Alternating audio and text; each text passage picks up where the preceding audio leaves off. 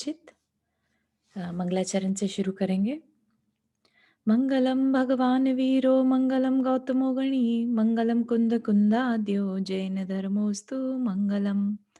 नमो अरिहंताणम नमो सिद्धाणम नमो आयर्याणम नमो उवज्झायाणम नमो लोये सवसाहुणम। पंच परमेष्ठी भगवान की जय। अगले 45 मिनट के लिए सभी प्रकार के पापों का त्याग करके सभी 9 बार नमोकार मंत्र पढ़ लें।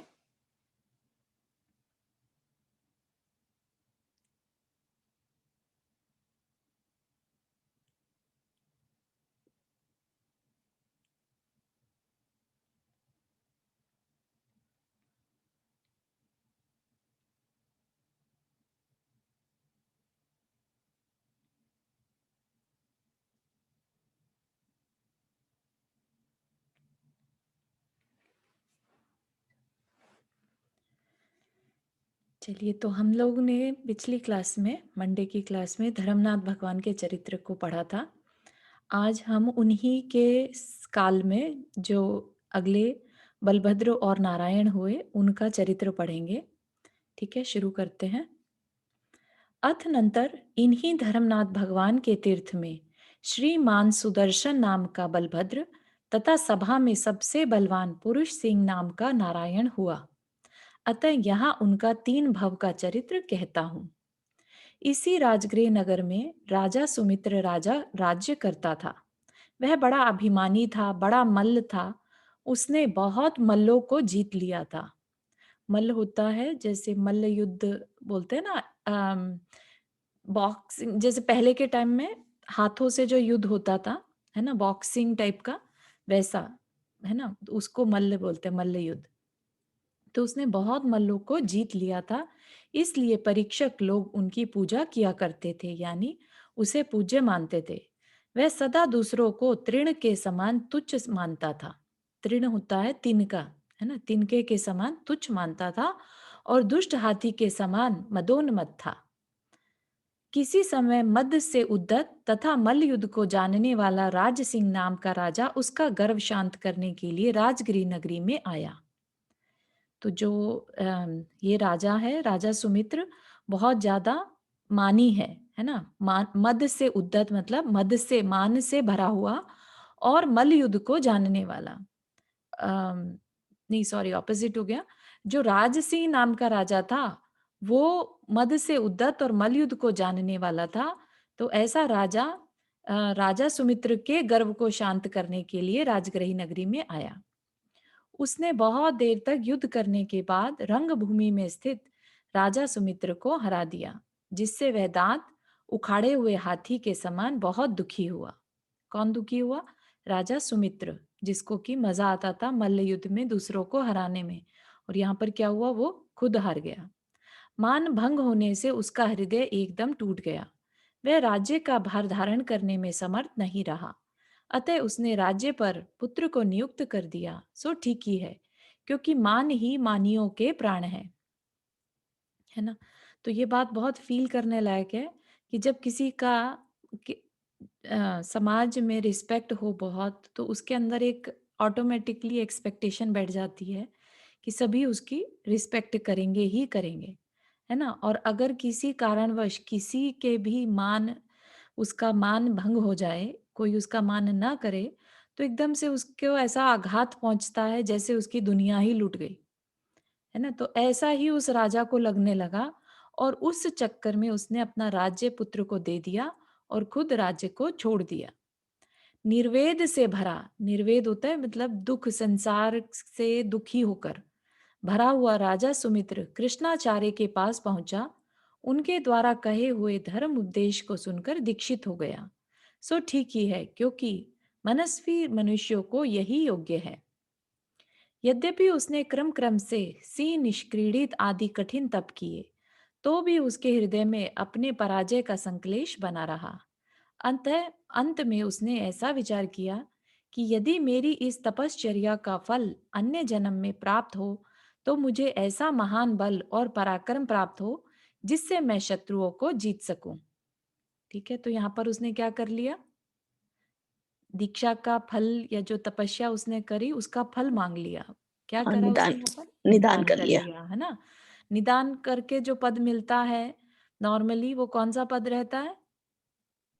नारायण। नारायण का पद, है ना? जिसकी वजह से हम्म, आगे चल के नारायण के जीव को नरक में जाना ही पड़ता है, क्योंकि वो पद जो है वो निदान से मिला हुआ पद है। तो उसने तपस्या तो करी, लेकिन अंदर में भाव क्या थे कि मैं जो ये तपस्या कर रहा हूँ, उससे जो पुण्य मिले, उस पुण्य से मुझे आगे ऐसा राज्य पद मिले कि मैं सबको हरा पाऊं। ऐसा निदान कर वह सन्यास से मरा और महेंद्र स्वर्ग में सात सागर की स्थिति वाला देव हुआ। वह वहां भोगों को भोगता हुआ चिरकाल तक सुख से स्थित रहा। तदनंतर इसी जम्बूद्वीप में मेरू पर्वत के पूर्व की ओर वीत शोकापुरी नाम की नगरी है। मतलब उसी समय पर बता रहे हैं। इसमें ऐश्वर्यशाली नर वृषभ नाम का राजा राज्य करता था। उसने बाह्य अभ्यंतर प्रकृति के कोप से रहित राज्य भोगा। बाह्य अभ्यंतर प्रकृति के कोप मतलब अंदर और बाहर किसी भी तरह का, उसमें वहां पर नेचर का, जैसे बोलते हैं ना, यहाँ पर नेचर अपना प्रकोप दिखाती है। नेचर का रात होता है, कभी वो आ जाते हैं, एवलांच आ जाते हैं, कभी भूकंप आ जाते हैं। तो वहां पर ऐसा कुछ भी नहीं था। ऐसे प्रकोप से रहित उसने राज्य भोगा, बहुत भारी सुख भोगे और अंत में विरक्त होकर समस्त राज्य त्याग दिया और दंबर मुनिराज के पास दिगंबर दीक्षा धारण कर ली। ठीक है, तो उसने राज्य भी भोगा, सुख भी भोगे और साथ ही साथ अंत में विरक्त भी हो गया। अपनी विशाल आयु कठिन तप से बिताकर वह सहस्रार स्वर्ग में 18 सागर की स्थिति वाला देव हुआ। ऊंचे स्वर्ग में, 16 स्वर्गों में से सहस्रार स्वर्ग में देव हुआ। प्राण प्रिय देवांगनाओं को निरंतर देखने से उसने अपनी टिपकार रहित नेत्रों का फल प्राप्त किया। तो जो 16 स्वर्ग हैं उनमें देवांगनाएं भी रहती हैं। तो हर देव की प्रिय देवांगनाएं रहती हैं, जिनके साथ वो निरंतर समय व्यतीत करते हैं। तो यहाँ पर उसने क्या किया? टिपकार रहित, मतलब जो हम पलके झपकाते हैं उससे रहित, देवों की पलके नहीं झपकती, है ना? तो उसने कैसा? टिपकार रहित नेत्रों का फल प्राप्त किया और आयु के अंत में शांत चित्त होकर इसी जम्बूद्वीप के खगपुर नगर में इक्ष्वाकु वंशी राजा सिंहसेन की विजया रानी के सुदर्शन नाम का पुत्र हुआ। तो ये जो सुदर्शन है ये कौन होंगे? बलभद्र, है ना? इसी राजा की अंबिका नाम की दूसरी रानी के सुमित्र राजा जो था उसका जीव नारायण हुआ। वे दोनों भाई 45 धनुष ऊंचे थे और 10 लाख वर्ष की आयु के धारक थे। एक दूसरे के अनुकूल बुद्धि, रूप और बल से सहित उन दोनों भाइयों ने समस्त शत्रुओं पर आक्रमण कर आत्मीय लोगों को अपने गुणों से अनुरक्त बनाया था। तो दोनों का आपस में स्नेह बहुत ज्यादा रहता है, बलभद्र और नारायण का। चारू, ये जी। बलभद्र किनका वो बने, सुदर्शन नाम का जो पुत्र हुआ, हाँ हाँ, ये ये किनका, किसका जीव बना ये ये बलभद्र? यहाँ पर अभी बता रहे थे ना कि तदनंतर इसी जम्बूद्वीप में, है सुदर्शन ना, नाम का बनेगा ना? नर वृषभ नाम का राजा। अच्छा अच्छा। तो उसने क्या किया? खूब भारी अच्छा, तो सुख भोगे और बाद में दिगंबरी दीक्षा ले ली ठीक और है, ठीक, सहस्त्रार स्वर्ग में देव हुआ। ठीक है, ठीक ठीक है, है। Thank you. चलो, तो हो गए, दोनों भाई एक साथ रहने लगे और सब बहुत, मतलब उनमें बुद्धि, रूप, बल सब कुछ एक से बढ़कर एक था।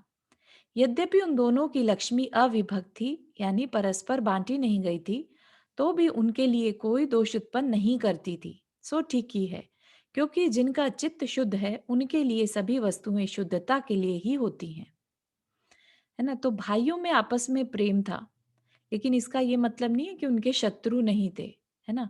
शत्रुओं से उन्होंने कैसा व्यवहार किया वो भी बहुत मैटर करता है। ठीक है ना? तो भाइयों में आपस में लक्ष्मी अविभक्त थी, उसमें उन्हें कोई भेदभाव नहीं था, कोई उसमें परस्पर में जेलस नहीं था, वो अच्छी बात है। लेकिन उनका शत्रु भी थे, राइट? शत्रुओं के साथ उनका कैसा व्यवहार था? जैसे नारायण का जीव है तो उसे बहुत क्रोध आया रहता है, राइट? शत्रु ने जरा सा ललकारा तो नारायण के जीव को एकदम से क्रोध आ जाएगा। तो इस तरीके से वो अपना नुकसान कर लेता है। तो यहाँ पर भी देखते हैं उन्होंने कैसे अपना नुकसान किया।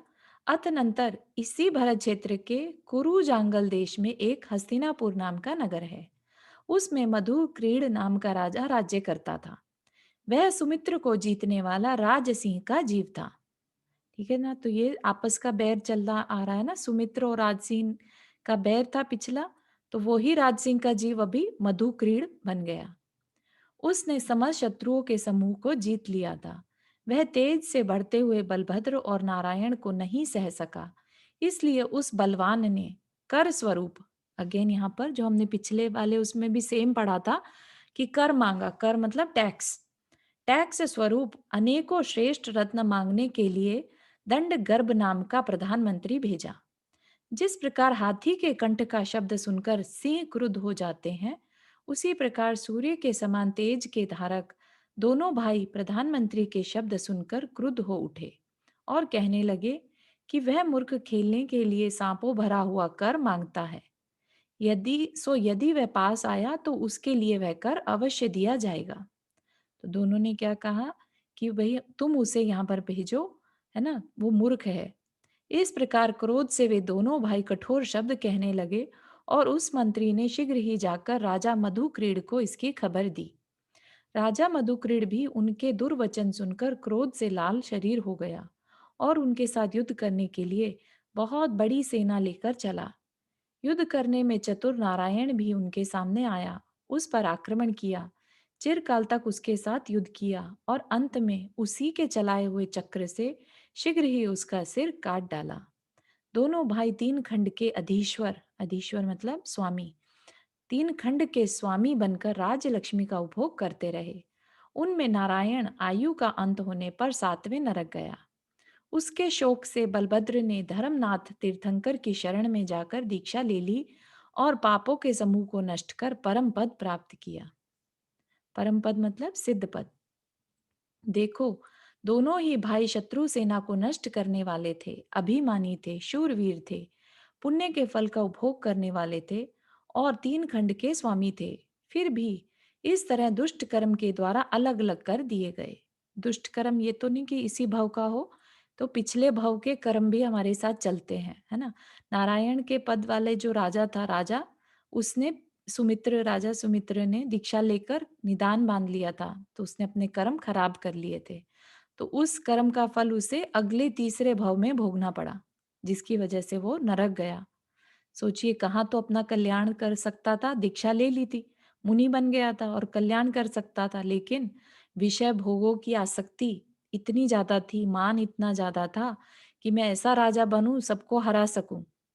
जबकि आत्मा, जो अंदर में आत्मा है, उसके लिए शरीर तो कुछ है ही नहीं, है ना, शरीर छूटता रहता है, मिलता रहता है। तो शरीर के लिए मान आदि कुछ मैटर ही नहीं करता आत्मा को। तो चाहते जरा सी बुद्धि रखते तो अपना कल्याण कर सकते थे, लेकिन किस में फंस गए? मिथ्यात्व में फंस गए। मिथ्यात्व में हमने पढ़ा था ना, अग्रहित मिथ्यात्व, जिसमें कि जो जीव है वो इस शरीर को अपना मानता है। तो इस शरीर की अगर किसी तरह से भी अवहेलना हो गई, है ना, किसी ने उसको बुरा भला कर दिया, हरा दिया, तो वो लगता है जैसे मेरी हार हो गई, है ना, जीव ऐसा समझने लगता है और इस तरह से कर्म बांध लेता है।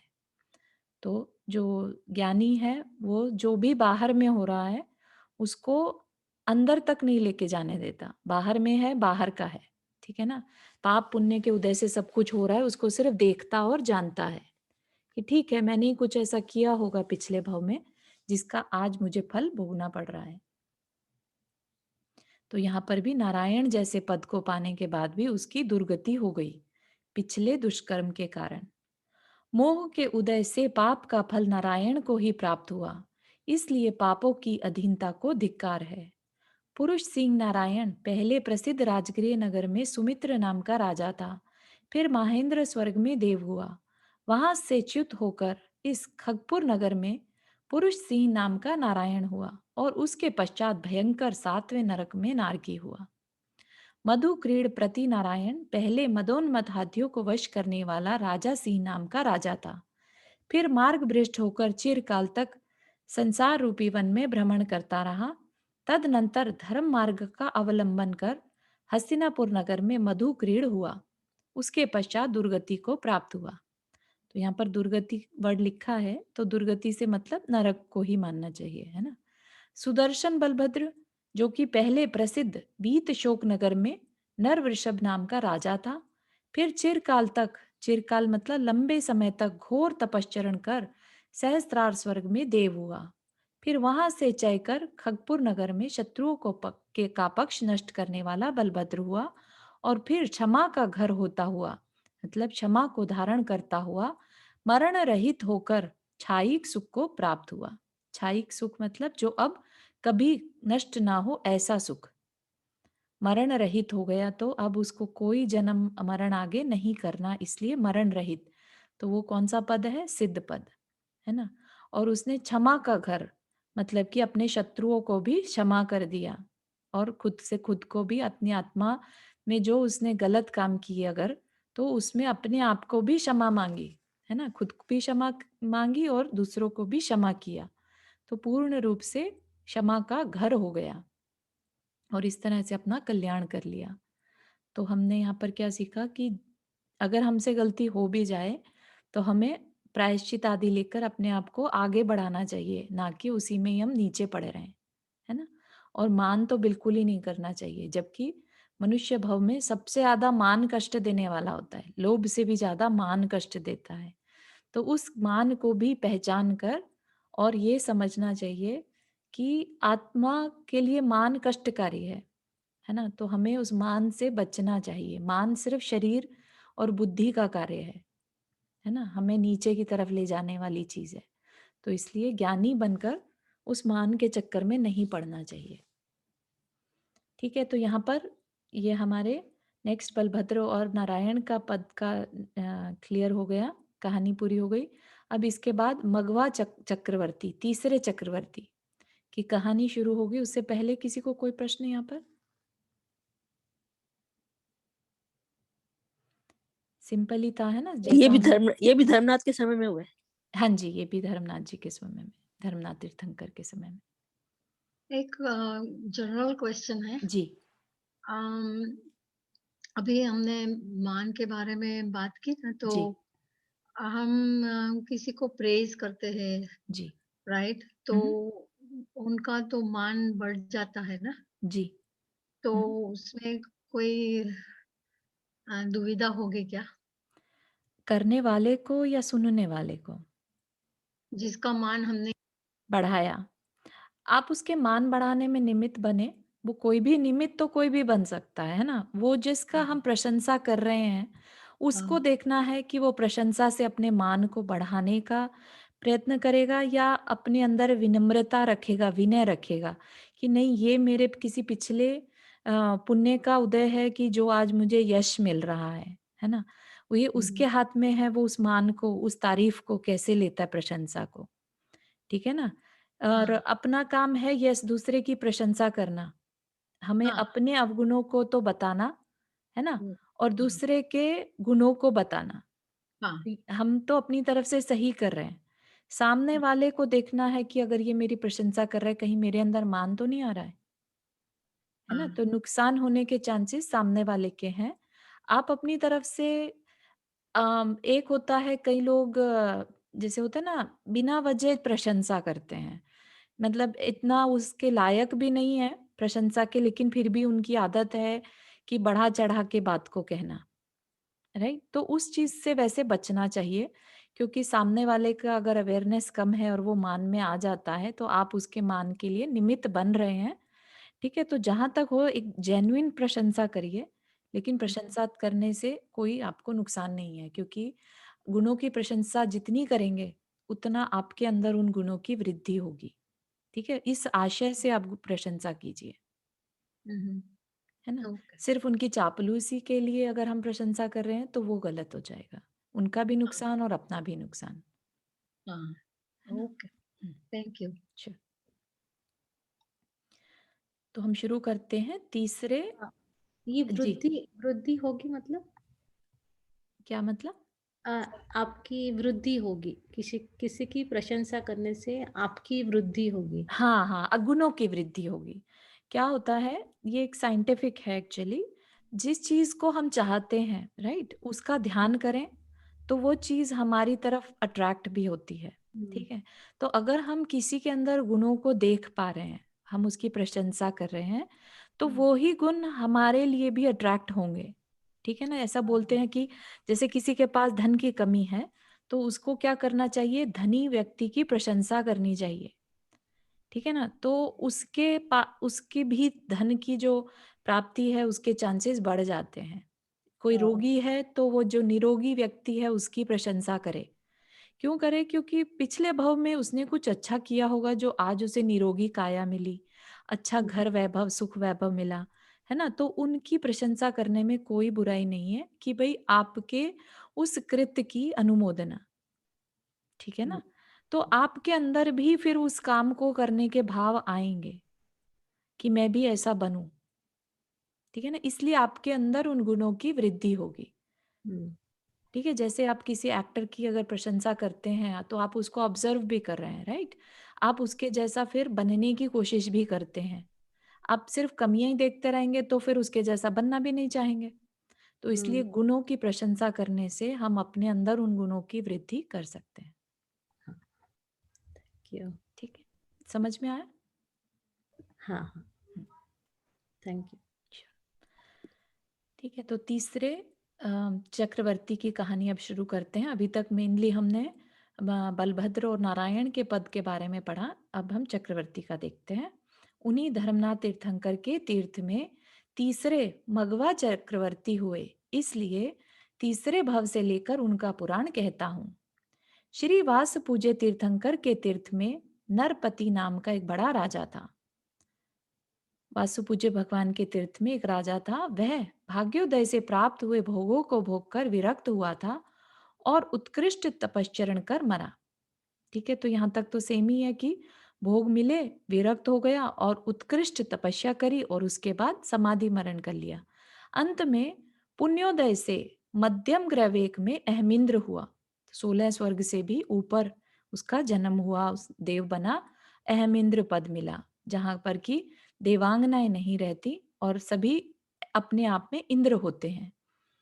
27 सागर तक मनोहर दिव्य भोगों को भोगकर वह वहां से च्युत हुआ और धर्मनाथ तीर्थंकर के अंतराल में कौशल नामक मनोहर देश की अयोध्यापुरी के स्वामी इक्ष्वाकु वंशी राजा सुमित्र की भद्रा रानी से भगवान नाम का पुण्यात्मा पुत्र हुआ। यही आगे चलकर भरत क्षेत्र का स्वामी चक्रवर्ती होगा। उसने 5 लाख वर्ष की कल्याणकारी उत्कृष्ट आयु प्राप्त की थी। 40.5 धनुष ऊंचा उसका शरीर था। स्वर्ण के समान शरीर की कांति थी। वह प्रतापी 6 खंड से सुशोभित पृथ्वी का पालन कर 14 महारत्नों से विभूषित एवं 9 निधियों का नायक था।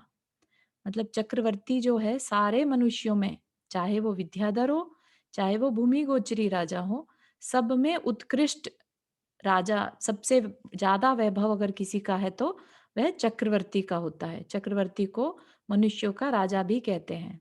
तो सारे के सारे 6 के 6 खंड उसके अधीन होते हैं। नारायण के पास 3 खंड रहते हैं, प्रति नारायण के पास भी 3 खंड है ना, लेकिन चक्रवर्ती के पास 6 के 6 खंड रहते हैं।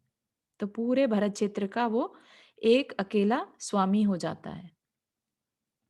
वह मनुष्य, विद्याधर और इंद्रों को अपने चरण युगल में झुकाता था। चक्रवर्तियों की विभूति के प्रमाण में कही हुई, हम उनकी विभूति बता रहे हैं, 96,000 देवियों के साथ इच्छानुसार 10 प्रकार के भोगों को भोगता हुआ वह अपने मनोरथ पूर्ण करता था। तो 96,000 देवियां उसकी, मतलब पत्नियां उनकी रहती हैं। और जो ये चक्रवर्ती रहता है, उसको विक्रिया भी आती है। ठीक है, तो वो ऐसे अपने 96,000 रूप बनाकर सारी देवियों या अपनी पत्नियों के साथ रमण कर सकता है। इस प्रकार वो अपने खूब वहां पर भोग भोगता है।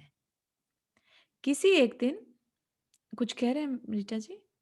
हाँ, मुझे पूछना था आपको जी, कि 9 निधियों क्या होती है? कौन सी होती है? हाँ, 9 निधियां इसकी होती हैं, हम लोग देख सकते हैं एक्चुअली।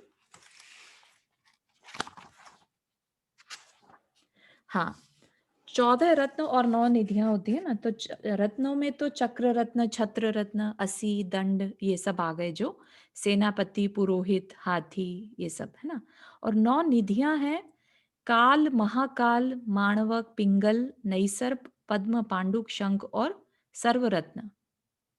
तो ये क्या है, निधियां क्या रहती हैं? जैसे महाकाल है, तो महाकाल निधि नाना प्रकार के भोज्य पदार्थ प्राप्त प्रदान करती है। ठीक है, ऐसे ही माणवक वो निधि क्या करती है? आयुध, आयुध मतलब जो युद्ध सामग्री है वो प्रदान करती है। जो पिंगल होती है वो ज्वेलरी देती है। तो एक तरह से जैसे पहले के टाइम में कल्प वृक्ष हुआ करते थे ना, ऐसे ही उनके पास एक तरह से 9 प्रकार के इच्छाएं हो गई, कि इच्छा करी और पूरा हो गया। देवियां जैसे होती है ना, देवियां जो मांगो वो दे देंगी, उस टाइप से वो निधियां हो गई उनकी। नैसर्प निधि जो है वो उनको मंदिर, भवन आदि प्रदान करती है।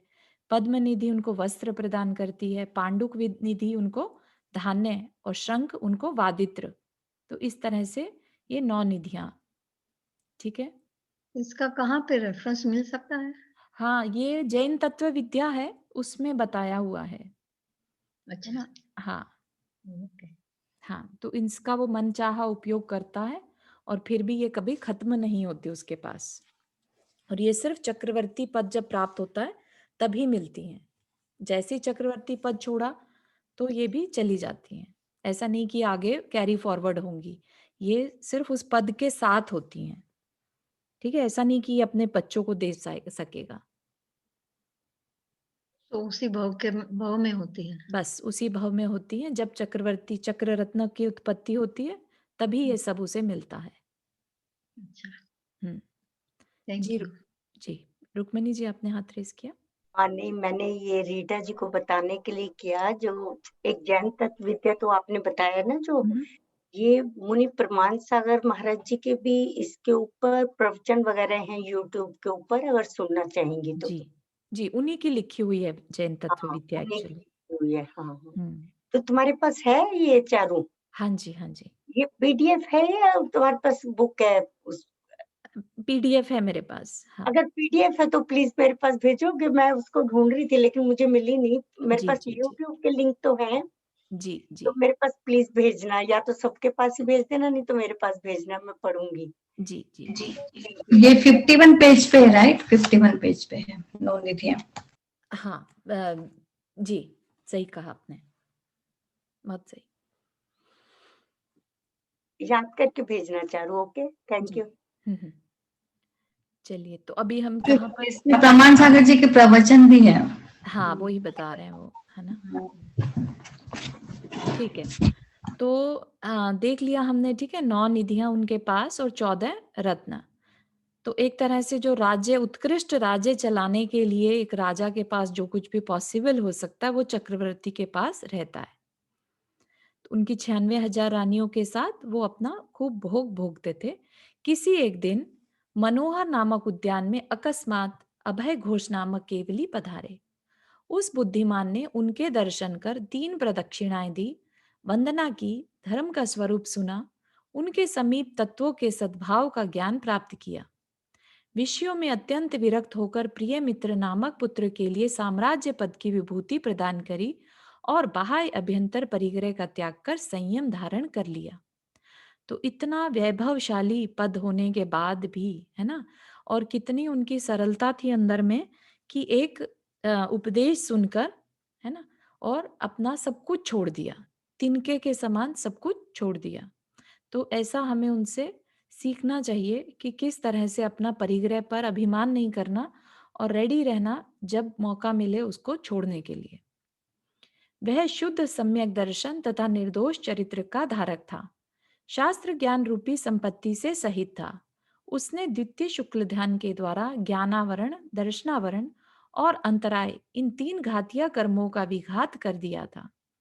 अब वे 9 केवल लब्धियों के स्वामी हो गए, तथा धर्मनाथ तीर्थंकर के समान धर्म का उपदेश देकर अनेक भव्य जीवों को अतिशय श्रेष्ठ मोक्ष पदवी प्राप्त कराने लगे।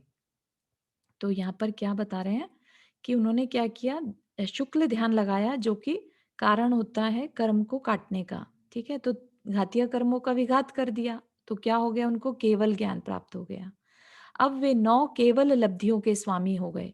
जब अम, जितने भी आवरण थे, ये सारे आवरण हट गए, तो सारी लब्धियाँ, जैसे ज्ञान हो गया, दर्शन हो गया, सुख हो गया, ये सारी लब्धियाँ उनके पास प्राप्त हो गईं। तथा धर्मनाथ तीर्थंकर के समान धर्म का उपदेश देकर अनेक भव्य जीवों को अतिशय श्रेष्ठ मोक्ष पदवी प्राप्त कराने लगे, क्योंकि केवल ज्ञानी हो गए थे। अंत में शुक्ल ध्यान के तृतीय और चतुर्थ भेद के द्वारा उन्होंने अघाती चतुष्क का क्षय कर दिया। अघाती चतुष्क मतलब अघाती के 4 कर्म, 4 तो घाती होते हैं और 4 अघातीय कर्म, उनका भी नाश कर दिया लास्ट के 2 शुक्ल ध्यान लगाने के बाद, और पाप पुण्य कर्मों से विमुक्त होकर अविनाशी मोक्ष पद प्राप्त किया। तीसरा चक्रवर्ती मगवा पहले वासु पूज्य स्वामी के तीर्थ में नरपति नाम का राजा था। फिर उत्तम शांति से युक्त श्रेष्ठ चरित्र के प्रभाव से बड़ी रिद्धि का धारक अहमिंद्र हुआ, और फिर समस्त पुण्य से युक्त मगवा नाम का तीसरा चक्रवर्ती हुआ, और तत्पश्चात मोक्ष के श्रेष्ठ सुख को प्राप्त हुआ। ठीक है, यहाँ पर इनकी कहानी यहाँ पर पूरी हो गई। इसके साथ ही साथ अब सनत कुमार चक्रवर्ती की कहानी शुरू होगी। तो ये चक्रवर्ती, मध्वा चक्रवर्ती मोक्ष धर्मनाथ हाँ, से पहले गए थे कि धर्मनाथ स्वामी के बाद उनके समय में गए थे, राइट? उनके समय में गए, उन्हीं से दीक्षा लिया, उन्हीं से दीक्षा लिया ना। हम्म। तो अभी धर्मनाथ जी मोक्ष पे नहीं गए थे। नहीं, ये उनके तीर्थ में हुए थे, लेकिन उनसे दीक्षा नहीं लिया है ना। हाँ, तो ये उनसे बाद में गए हैं, बाद में गए हैं, धर्मनाथ भगवान के बाद में, क्योंकि इन्होंने जो दीक्षा ली वह भी, ये देखिए समीप, मनोहर नामक उद्यान में अभय घोष नामक केवली पधारे, है ना। अगर होता धर्मनाथ भगवान का एग्जिस्टेंट उस टाइम, तो फिर उन्हीं के पास जाते। जो हमने पहले देखा था, जो बलभद्र का जीव था इससे पहले, है ना, वो उन्होंने धर्मनाथ भगवान के से दीक्षा ली थी। ठीक है, तो वो उनके एग्जैक्ट समय में थे, उस समय वो केवल ज्ञानी थे धर्मनाथ भगवान। लेकिन ये जो हैं, ये तब उनके तीर्थ में हुए, लेकिन ऐसा नहीं है कि वो उस टाइम थे वहां पर, है ना। तीर्थ में हुए, ऐसा नहीं लिखा कि उनके उसी समय पर हुए। नहीं नहीं, किन्होंने ली धर्मनाथ भगवान के टाइम पे? जो पहले हमने बलभद्र और नारायण की कथा सुनी थी ना, सुदर्शन बलभद्र ने, हाँ हाँ, है ना, वो तो उन्होंने धर्मनाथ भगवान तीर्थ से। में, नहीं नहीं, धर्मनाथ भगवान के तीर्थ में ही उन्होंने ये चक्रवर्ती, ये नारायण पद और बलभद्र हुए थे, उनसे आ, नहीं दिखी। नारायण बलभद्र तो कोई, ये तीसरे चक्रवर्ती की बात हम कर रहे हैं ना बहन जी, हाँ, ये जो, मगवा चक्रवर्ती की। हाँ, एक मिनट हम देख लेते हैं।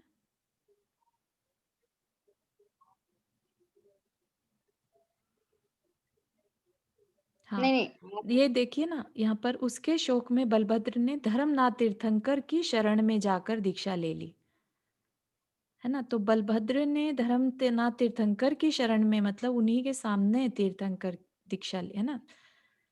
सामने शरण में मीन्स, है ना, एक होता है तीर्थ काल में और एक है तीर्थंकर की शरण में। तो उस टाइम वो एग्जिस्टेंस में थे, वहीं पर थे, तब उनसे दीक्षा ले ली, है ना। और एक है कि उनके तीर्थ में, मतलब क्या कि बोला, वो, हम्म, नहीं क्या बोला था, ये बलभद्र है ना, नारायण बलभद्र। हाँ जी, हाँ मीन्स जी, जब स्टार्ट हुआ था तब बोला था कि धर्मनाथ भगवान के तीर्थ में श्रीमान सुदर्शन नाम के बलभद्र, और ये हो गए, ऐसा तीर्थ में हुए, मीन्स मंदिर में जाके भी हाँ हाँ हाँ हाँ, आई अंडरस्टैंड कि यहाँ पर लिखा है तीर्थ में, लेकिन हाँ, नीचे फिर जब बताया है तो उन्हीं से ली दीक्षा, है ना। तो हम ये मान सकते हैं कि वो उसी टाइम पर रहे होंगे। ओके। हाँ, आई अंडरस्टैंड कि ये यहाँ पर तीर्थ में वर्ड यूज किया, और नीचे उनसे दीक्षा लेते हुए दिखाया, है ना? तो इट्स Yes. पॉसिबल कि दोनों में से कुछ भी एक चीज हो सकती है। क्योंकि है ना? धर्माद भगवान तो पहले ही गए थे मोक्ष ना, ये बलभद्र होने से पहले वो तो मोक्ष गए थे। हाँ, वो टाइम देख सकते हैं कि किस समय पर रहा होगा, है ना? ठीक है, ये कोई तो बात नहीं है, जस्ट हमारे ये करने के लिए, नॉलेज that's all. के लिए, हाँ। धर्मनाथ तीर्थंकर की शरण में जाकर दीक्षा ले ली। हाँ, तो उससे तो यही समझ में आ रहा है कि धर्मनाथ तीर्थंकर वहां पर थे, है ना? हाँ, वो बलभद्र और नारायण के बारे में, हाँ, और लेकिन ये ये तो वाले मगवा चक्रवर्ती है, इट हाँ, सीम्स वो उस टाइम पर नहीं थे, इसलिए उन्होंने जब दीक्षा भी ली तो वो अभय घोष नाम के केवली के सामने ली, है ना? तो इसका मतलब धर्मनाथ तीर्थंकर तब तक है ना? उससे शायद कह वो रहे हैं क्षेत्र में कि नहीं हो। धर्मनाथ तीर्थंकर के समान धर्म का उपदेश दिया। तो उनके समान मतलब जैसा वो कर रहे थे। अब समय बिल्कुल एग्जैक्ट नहीं मालूम कि एकदम सेम टाइम पे हुए थे। वो एक बार और डिटेल में अपन देख सकते हैं, है ना? नहीं तो है, चारू, ये धर्मनाथ भगवान के टाइम तो वही कहलाएगा ना, जब तक कि दूसरे भगवान नहीं उसके हाँ, काल। हाँ, हाँ, हाँ। तो एक होता है इसलिए तीर्थ यही काल और एक तो, उनका एग्जिस्टेंस काल, है ना? हाँ, जब वो थे। इसीलिए ये कह दिया होगा ना कि ये उनके उससे समय भी इन्होंने लिया। हाँ जी। तो ये हाँ, मतलब वैसे नहीं, उनके सामने तो कैसे ले सकते हैं, वो तो गए थे मोक्ष पहले ही तो ना। हाँ, मीनिंग धर्मनाथ भगवान का शासन चल रहा था। शासन चल रहा हाँ, था वो समय वैसे पर। बोल सकते हैं हाँ, या। हाँ, उनके शासन में हुआ ये सब दिन है। यस, हाँ, ठीक है, थैंक यू। ठीक है। फिर अब हम देखेंगे सनत कुमार चक्रवर्ती की, उन्हीं के समय में, क्योंकि अभी नेक्स्ट तीर्थंकर का समय नहीं शुरू हुआ, तो इसलिए जो जो उनके बीच में आए उन सब के बारे में बता रहे हैं। ठीक है, तो क्या कह रहे हैं? अथनंतर मगवा चक्रवर्ती के बाद ही अयोध्या नगरी के अधिपति सूर्यवंश के शिरोमणि राजा अनंत वीर्य की सहदेवी रानी के 16वें स्वर्ग से आकर, रानी के गर्भ में कौन आया? 16वें स्वर्ग से आकर सनत कुमार नाम का पुत्र हुआ। वह चक्रवर्ती की लक्ष्मी का प्रिय वल्लभ था। मतलब कि चक्रवर्ती की जो लक्ष्मी होती है उसका वल्लभ मतलब स्वामी था, है ना? तो चक्रवर्ती बना। उसकी आयु 3 लाख वर्ष की थी और शरीर की ऊंचाई पूर्व चक्रवर्ती के शरीर की ऊंचाई के समान 42.5 धनुष थी। स्वर्ण के समान कांति वाले उस चक्रवर्ती ने समस्त पृथ्वी को अपने अधीन कर लिया था। 10 प्रकार के भोग के समागम से उसकी समस्त इंद्रियां संतुष्ट हुई थी। वह याचकों के संकल्प को पूर्ण करने वाला मानो बड़ा भारी कल्प वृक्ष ही था। हिमवान पर्वत से लेकर दक्षिण समुद्र तक की पृथ्वी के बीच जितने राजा थे, उन सब के ऊपर आधिपत्य को विस्तृत करता हुआ वह बड़ा भारी लक्ष्मी का उपभोग करता था। इस प्रकार इधर उसका इनका समय सुख से बीत रहा था। उधर सौधर्म इंद्र की सभा में देवों ने सौधर्म से पूछा कि क्या कोई इस लोक में सनत कुमार इंद्र के रूप को जीतने वाला है? कि भाई कोई इंद्र के रूप को जीतने वाला है? तो सौधर्म इंद्र ने उत्तर दिया, हाँ, सनत कुमार चक्रवर्ती सर्वांग सुंदर है। उसके समान रूप वाला पुरुष कभी किसी ने स्वप्न में भी नहीं देखा। सौधर्म इंद्र के वचन सुनकर दो देवों को कौतूहल उत्पन्न हुआ और वे उसका रूप देखने की इच्छा से पृथ्वी पर आए।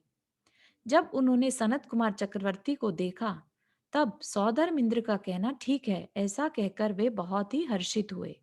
उन देवों ने सनत कुमार चक्रवर्ती को अपने आने का कारण बतलाकर कहा कि हे बुद्धिमान चक्रवर्ती, चित्त को सावधान कर सुनिए। यदि इस संसार में आपके लिए रोग, बुढ़ापा, दुख तथा मरण की संभावना न हो तो आप अपने सौंदर्य से तीर्थंकर को भी जीत सकते हैं। ऐसा कहकर वे दोनों देव शीघ्र ही अपने स्थान पर चले गए। तो अब जो थे उनके वचन सुनकर कि भाई मुझे भी रोग, बुढ़ापा, दुख आदि आ सकता है क्योंकि तीर्थंकर को ये नहीं आते, है ना? तो वो कह रहे कि अगर ये चीजें आपके ना हो तो आप सौंदर्य, तीर्थंकर के सौंदर्य को भी जीत सकते हैं। और वो तो ऐसा कहकर चले गए। राजा सनत कुमार उन देवों के वचनों से ऐसा प्रतिबुद्ध हुआ मानो काल लब्धि ने ही आकर उसे प्रतिबुद्ध कर दिया हो। प्रतिबुद्ध मतलब जगा देना, है ना? वह चिंतवन करने लगा कि मनुष्यों के रूप, यौवन, सौंदर्य, संपत्ति और सुख आदि बिजली रूपलता के विस्तार से पहले ही नष्ट हो जाने वाले हैं। मैं इन नश्वर संपत्तियों को छोड़कर पापों को जीतने वाला बनूंगा और शीघ्र ही इस शरीर को छोड़कर अशरीर अवस्था को प्राप्त होऊंगा। ऐसा विचार कर उन्होंने देवकुमार नामक पुत्र के लिए राज्य देकर शिवगुप्त जिनेन्द्र के समीप अनेक राजाओं के साथ दीक्षा ले ली। वे अहिंसा आदि 5 महाव्रतों से पूज्य थे। ईर्ष्या आदि ईर्ष्या होना चाहिए ईर्ष्या आदि 5 समितियों का पालन करते थे। 6 आवश्यकों से उन्होंने अपने आप को वश कर लिया था। इंद्रियों की संतति को रोक लिया था। वस्त्र का त्याग कर रखा था। पृथ्वी पर शयन करते थे। कभी दातुन नहीं करते थे। खड़े खड़े एक बार भोजन करते थे। तो ये क्या बता दिए? 28 मूल गुण मुनियों के। कैसे मुनि थे वो? 5 महाव्रत ले रखे थे। ठीक है। इरिया आदि 5 समिति मतलब देख कर चलना, उठाना, रखना, ये सब देखभाल कर करते थे। तो ये 5 समितियों का पालन करते थे। फिर 6 आवश्यक जो डेली की उनकी एक्टिविटीज रहती हैं उनको करते थे।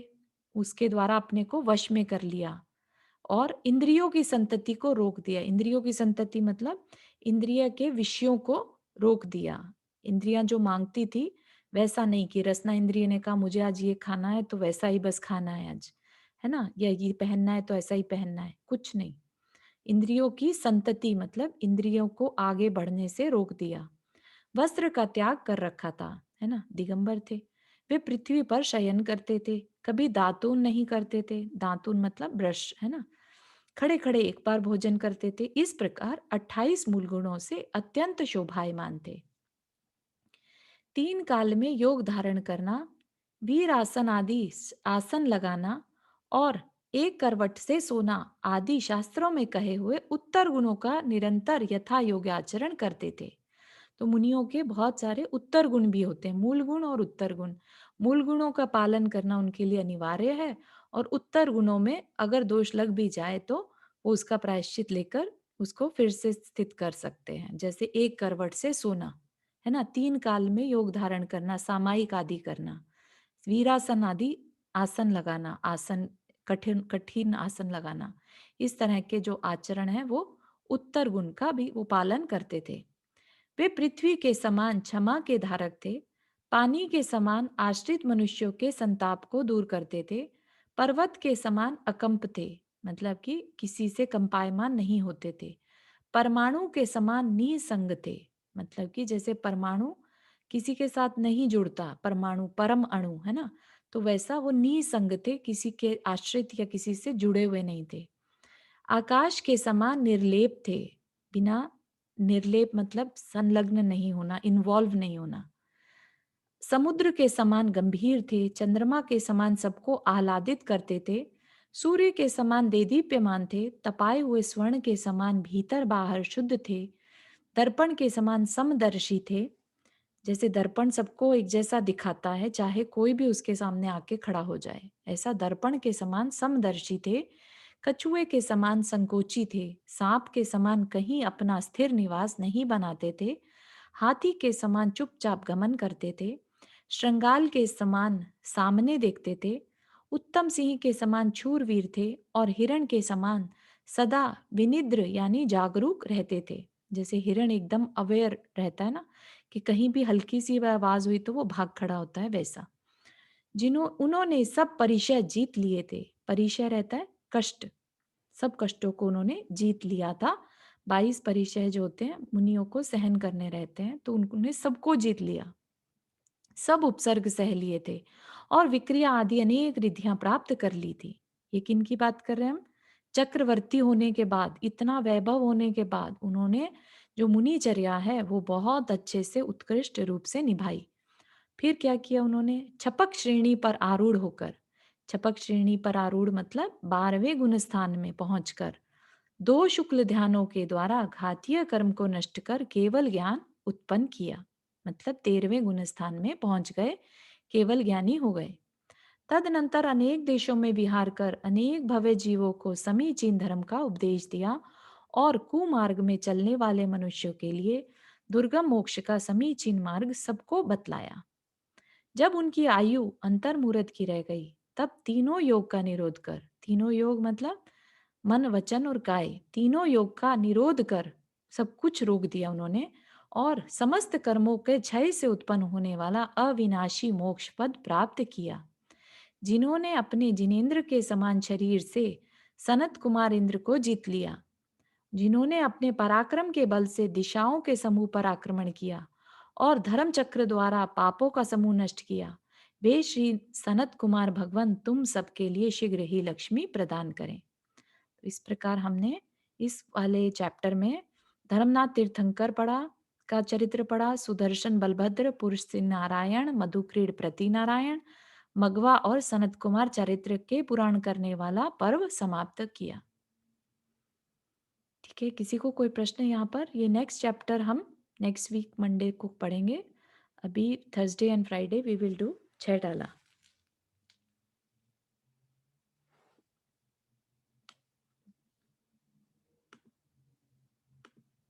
किसी को कोई प्रश्न?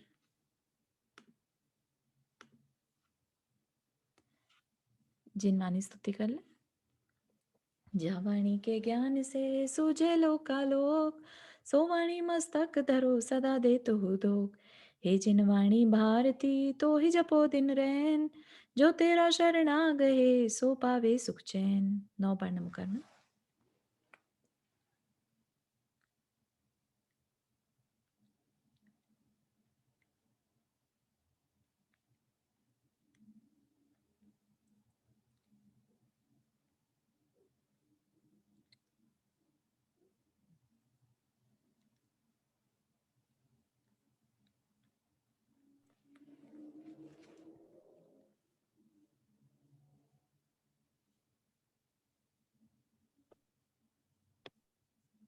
चलिए सभी को जय जिनेन्द्र। जय जिनेन्द्र। जय जिनेन्द्र। जय सभी को जय जिनेन्द्र। जय जिनेन्द्र।